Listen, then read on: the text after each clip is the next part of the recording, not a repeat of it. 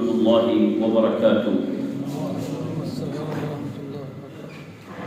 الحمد لله وحده والصلاة والسلام على رسول الله وعلى آله وأصحابه ومن تبعهم بإحسان إلى يوم الدين. أما بعد، فقال الله عز وجل: أعوذ بالله من الشيطان الرجيم.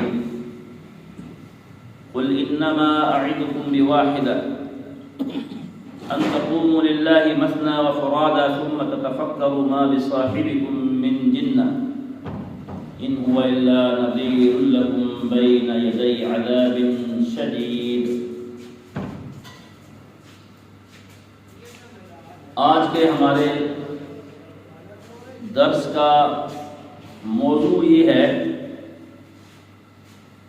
کہ کس طرح ہم مختصر طریقے سے اپنے معاملات کو حل کر سکتے ہیں. ہر بندہ اپنے اپنے معاملات کے اندر کسی نہ کسی جگہ پہ کسی الجھن کا شکار ضرور ہے. تو اس آیت مبارکہ میں اللہ ذوالجلال والاکرام نے اپنے پیارے رسول محمد الرسول اللہ صلی اللہ علیہ وآلہ وسلم کو ایک بہت ہی شاندار طریقہ سمجھایا. اگر میں اور آپ اس طریقے کو سمجھ جائیں تو ہمارے معاملات بہت اچھے اور بہتر ہو سکتے ہیں. یقیناً ہم سب چاہتے ہیں، بھاگ دوڑ کرتے ہیں، صبح صبح کام پہ آتے ہیں، سارا دن کام کرتے ہیں معاملات کو بہتر کرنے کے لیے، بچوں کے لیے روٹی کمانے کے لیے، اپنے لیے کپڑے خریدنے کے لیے، کسی خوشی کے لیے، گھر کے لیے، راشن کے لیے، مسائل کے حل کے لیے ہر بندہ کوشش کر رہا ہے. اللہ تعالیٰ فرماتے ہیں: ان سعیکم لشتی. دنیا میں جو بھی آیا ہے وہ کسی نہ کسی کوشش میں لگا ہی رہتا ہے. تمہاری کوششیں مختلف ہیں. خوش قسمت ہے وہ بندہ کہ جس کی کوشش ایسی ہو. سبحان اللہ، اللہ اکبر. اللہ مجھے اور آپ کو ایسا ہی بنا دے کہ جس کی کوشش ایسی ہو کہ اللہ تعالیٰ اس کی کوشش سے اس کے دنیا کے معاملات بھی ٹھیک کر دے اور آخرت میں بھی اللہ ذوالجلال والاکرام اس بندے کو کامیاب لوگوں میں کھڑا کر دے، کامیاب لوگوں میں شامل کر دے. اچھا میرے بھائیو، دین کا یہ مطلب نہیں ہے کہ ہم کھا نہیں سکتے، ہم سو نہیں سکتے، ہم شادی نہیں کر سکتے، ہم کپڑے نہیں خرید سکتے، ہم جوتا نہیں خرید سکتے. اللہ اکبر. جتنا اچھا زندگی گزارنے کا طریقہ اسلام نے سکھایا ہے، میں بعض اوقات یہ ایسے لوگوں کو دیکھ کے ترس کھاتا ہوں کہ انہوں نے تو زندگی کا بھی لطف نہیں اٹھایا. ان کو کیا پتہ ہے کہ اس زندگی کا مزہ کیا ہے، ان کو کیا پتہ ہے کہ اس کے اندر کیا لذت ہے. وہ بے دینی، بے راہ روی، دھوکہ، جھوٹ، فراڈ، فریب، 2 نمبری اللہ سے دور ہو کے کبھی کسی کو نہ سکون ملتا ہے نہ کامیابی ملتی ہے. تو پھر ہم کیوں، آخر کیا وجہ ہے کہ ہم اللہ کے دین کے قریب نہیں آتے؟ ہم سمجھتے ہیں کیا ہم دنیا سے پیچھے رہ جائیں گے؟ اللہ اکبر. تو آئیے دیکھیے، غور کیجئے، کیا میری کوشش، کیا میری زندگی، کیا میری صبح، کیا میری شام، کیا میرا وقت ایسا ہے کہ میں دنیا اور آخرت دونوں میں کامیابی کی طرف اپنا سفر طے کر رہا ہوں، میری منزل قریب ہو رہی ہے.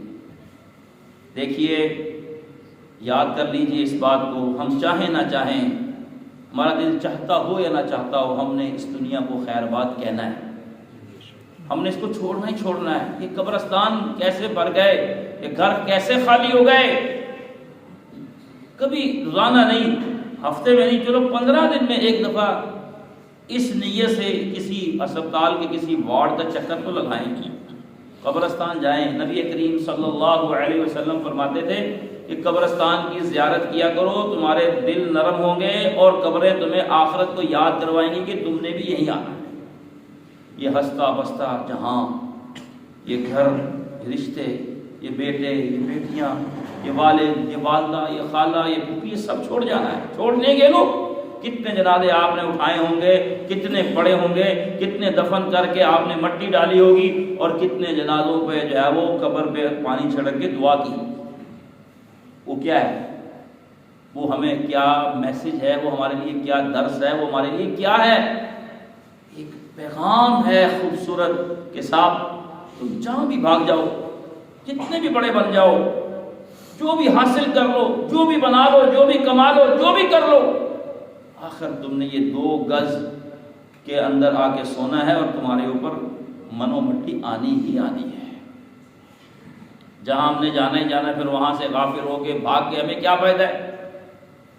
تو اس آیت میں اللہ تعالیٰ نے بہت خوبصورت مختصر بات کی ہے، توجہ رکھا کریں۔ یہ سلسلے نعمت ہوتے ہیں جہاں دین کی بات ہوتی ہے، قرآن کی بات ہوتی ہے، نبی صلی اللہ علیہ وسلم کی بات ہوتی ہے۔ تو اللہ تعالیٰ فرماتے ہیں قل انما اعظکم بواحدہ، جن کو آپ نے کئی دفعہ تبلیغ کی ہے، انہوں نے آپ کے ساتھ زیادتیاں کی، آپ کے ساتھیوں کے ساتھ زیادتیاں کی، کسی کو ریت میں کھینچا اور کسی کو تیل میں پکایا، بہت تکلیفیں دی صحابہ کرام کو۔ مجھے اور آپ کو دین اسلام کی وجہ سے کوئی تکلیف نہیں آئی، کیونکہ ہم پیدائشی مسلمان ہیں۔ یعنی ہم میں سے کوئی بندہ ایسا نہیں ہے جو کہے جی میں نے اسلام قبول کیا تو لوگوں نے مجھے پتھر مارے، گھر سے نکال دیا۔ نہیں، ہم پیدا ہوئے مسلمان تھے۔ صحابہ کرام رضی اللہ عنہم کو اس میں تکلیفیں آئیں، تو جو لوگ نہیں مانتے تھے ان کے لیے اللہ تعالیٰ نے ایک آخری طریقہ بتایا ہے کہ اس طرح کر لو۔ قل، ان کو کہہ دو، انما اعظکم بواحدہ، میں تمہیں آخر میں صرف ایک بات کی نصیحت، جیسے کہتے ہیں یار تم اگر کچھ بھی نہیں مانتے میرے صرف یہی بات مان لو۔ کئی دفعہ یہ کاروبار میں، کئی دفعہ یہ پنچایت میں، فیصلوں میں یہ بات ہو جاتی ہے، انما اعظکم بواحدہ، میں تمہیں آخر میں صرف اور صرف ایک بات کی نصیحت کروں۔ کیا ہے؟ ان تقوموا للہ مثنی وفرادا، تھوڑا سا سٹاپ کرو، ٹھہر جاؤ، ساری باتوں کو چھوڑو، اللہ کے لیے کھڑے ہو جاؤ، اللہ کے لیے ایک دفعہ رکو کہ میں نے تمہیں کیا کہا، تم نے مجھے کیا جواب دیا، اس کو تھوڑا بھول کے اب صرف اس بات پہ آؤ، اور دو ہو جاؤ یا ایک، 3-4 نہیں ہونا، کیونکہ بعض اوقات رش میں بندہ اپنی صحیح بات بھی بھول جاتا ہے۔ کہیں کسی بندے کے خلاف بات ہو رہی ہو نا، تو جب اس کو پتہ لگتا ہے کہتا ہے یار تم وہیں پہ تھے جب میرے خلاف بات ہو رہی تھی، کہتا ہاں وہیں تھا، کہتا تم نے کچھ بھی نہیں کہا، کہتا یار میں کیا کہتا، سارے بندے تو یہ کر رہے تھے، میری وہاں تو میری وائر نہیں چل رہی تھی، میری کس نے سننی تھی، میری کون مان رہا تھا۔ بعض اوقات بندہ پیچھے لگ کے بھی خراب ہو جاتا ہے۔ تو یہاں پہ اللہ تعالیٰ نے کہا کہ تم ضد کی وجہ سے خراب ہوئے ہو، کسی کے منہ کی وجہ سے خراب ہوئے ہو، 2 ہو جاؤ یا 1۔ ثم تتفکروا، پھر غور کرو، فکر کرو کہ یہ تمہیں آگے آخر یہ بندہ کہتا کیا ہے۔ جیسے یہاں درس ہو رہا ہے، آپ آتے ہیں، بیٹھتے ہیں، بات ہوتی ہے، کبھی کسی موضوع پہ کبھی کسی موضوع پہ بات ہوتی ہے، ساری گفتگو کا مقصد یہ ہوتا ہے کہ ہم ایسے ہو جائیں کہ ہماری دنیا بھی بہتر ہو جائے، ہماری آخرت بھی بہتر ہو جائے۔ نچوڑ تو یہی ہوتا ہے نا۔ تو کہا کہ اس نے تمہیں کہا کیا ہے، تم اس سے دشمنی کر رہے ہو، جو اس کو مانتا ہے تم اس کے ساتھ ضد کرتے ہو، اس کے ساتھ ناراض ہو جاتے ہو، تکلیف دیتے ہو، کیا کہا ہے؟ ثم تتفکروا ما بصاحبکم من جنہ۔ انہوں نے نعوذ باللہ ضد میں آ کے رسول اکرم صلی اللہ علیہ وسلم کو یہ کہا تھا کہ ان کے اندر پاگل پن ہے، نعوذ باللہ، استغفر اللہ، معاذ اللہ، کہتے ہیں یہ پاگلوں والی باتیں کرتے ہیں۔ اب پاگلوں والی بات کیا تھی؟ جو کہتے تھے نا وہ آپ صلی اللہ علیہ وسلم ان کو کیا کہتے تھے؟ یہی کہتے تھے کہ اللہ کے سوا کوئی عبادت کے لائق نہیں، کوئی کچھ نہ دے سکتا ہے، نہ چھین سکتا ہے، نہ کوئی کسی کو بیمار کر سکتا ہے، نہ کسی کو صحت یاب کر سکتا ہے، نہ کسی کو فقیر کو امیر کر سکتا ہے، اور نہ کسی امیر کو جو ہے وہ زیادہ امیر کر سکتا ہے، نہ اس کو غریب بنا سکتا ہے۔ یہ سب چیزوں کا مالک چونکہ اللہ ہے، اسی لیے وہی ایک اللہ سجدے کے لائق ہے۔ اس بات کی وجہ سے کہتے تھے یہ پاگل ہے، نعوذ باللہ، معاذ اللہ۔ دوسری بات یہ تھی کہ آپ ان کو یہ بات سمجھا رہے تھے، تمام نبیوں نے یہ بات آ کے سمجھائی کہ بھئی تم اچھا تم کہاں تک بھاگو گے، کہاں چھپ جاؤ گے، آخر تم نے مرنا ہے، اور اللہ کے سامنے پیش ہونا ہے. کہتے تھے پاگلوں والی بات ہے، جو اتنے صدیوں سے مر گئے ان کی جو ہے وہ ہڈیاں مٹی بن گئی، گل گئے، سڑ گئے، ختم ہو گئے، وہ کیسے آئیں گے اللہ کے سامنے؟ یہ کوئی بات ہے ماننے والی؟ حضور کو یہ کہا صلی اللہ علیہ وآلہ وسلم. تو اللہ تعالیٰ نے فرمایا کہ ان کی باتوں میں کوئی ایسی بات نہیں ہے جس سے پاگل پن ظاہر ہوتا ہو. انہوں نے تمہیں آگے درس دیا ہے کہ تم سچ بولو، رشتوں کو ملاؤ، غریب کی مدد کرو، بے سہارا کا سہارا بن جاؤ، بھوکے کو کھلاؤ، پیاسے کو پلاؤ، چوری نہ کرو، زنا نہ کرو، ڈکیتی نہ کرو، الزام نہ لگاؤ، تہمت نہ لگاؤ، کسی کے ساتھ جو ہے وہ برا نہ کرو. تمہیں آگے انہوں نے اس بات کا حکم دیا ہے کہ نماز پڑھو، سچ بولو، دھوکے سے بچو. کیا یہ باتیں پاگل کرتے ہیں؟ پاگلوں کے منہ سے تو پانی بہتا ہے، پاگل تو ٹکرے مارتے ہیں، پاگل تو کبھی ادھر کبھی ادھر. جب تک آپ نے یہ بات نہیں کی تھی، اور سن لو اس بات کو غور سے، جب تک آپ نے یہ بات نہیں نہ کی تھی کہ اللہ کے سوا کوئی عبادت کے لائق نہیں. 40 سال کی عمر ہو گئی تھی آپ کی. آپ صلی اللہ علیہ وسلم کو مکے کے سارے لوگ کہتے تھے کہ اس سے سچا، ان سے امانت دار اور ان سے زیادہ سمجھدار بندہ ہمارے پورے شہر میں نہیں بلکہ پورے انسانوں میں نہیں ہوگا. پھر قصور کیا ٹھہرا آپ کا؟ یہی ٹھہرا کہ آپ نے یہی کہا کہ ایک اللہ کے سامنے جھک جاؤ، عرب و عجم کے مالک بن جاؤ گے، یہاں بھی سرداری ہوگی، مرنے کے بعد بھی سرداری ہوگی، اور تمہاری دنیا بھی بہتر ہو جائے گی، آخرت بھی بہتر ہو جائے گی، کامیاب ہو جاؤ. یہ کہا آپ نے. دشمن بن کے اپنے گاؤں کے لوگ، محلے کے لوگ، رشتہ دار دشمن بن گئے. نعوذ باللہ. آپ کو کہنے لگے یہ جادوگر ہے، کہنے لگے یہ پاگل ہے، کہنے لگے یہ دیوانہ ہے، کبھی کہتے یہ شاعر ہے.